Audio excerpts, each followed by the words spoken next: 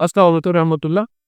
अच्छा, स्पेन का जो अपॉइंटमेंट बुक होती है, स्पेन की जब आप अपॉइंटमेंट लेते हैं, आईडी बन गई, सारा कुछ हो गया।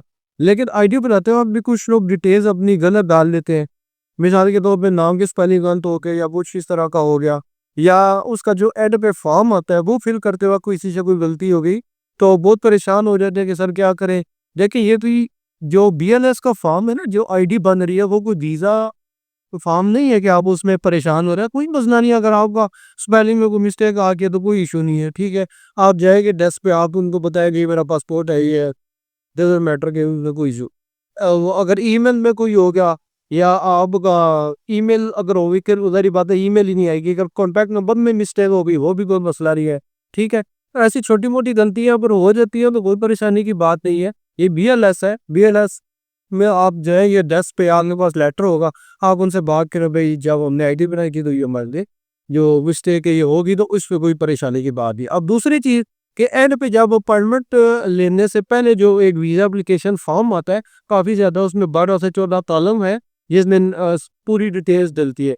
और अब उसमें किसी बंदे ने कोई गलत चीज़ डाल ली या कोई गलती हो गई या कोई इस तरह का, तो उससे भी कोई परेशानी नहीं। वजह ये है कि जब आप अपॉइंटमेंट ले लेते हैं तो ये वाला वीज़ा फॉर्म डाउनलोड होके आपके पास आ जाता है। आप ये लेके ही ना दें, ठीक है? हल बता रहा हूँ आपको कि आप ये लेके ही ना दें। आप एक नेट से वीज़ा एप्लीकेशन फॉर्म लें, आपको नहीं मिलता आप फिर मुझे बताएगा, बता दूँगा। तो आप नेट से वीज़ा एप्लीकेशन फॉर्म निकालें, आप उसको फिल करें और जब आप जाएँगे एम्बेसी में वो ले जाएँ।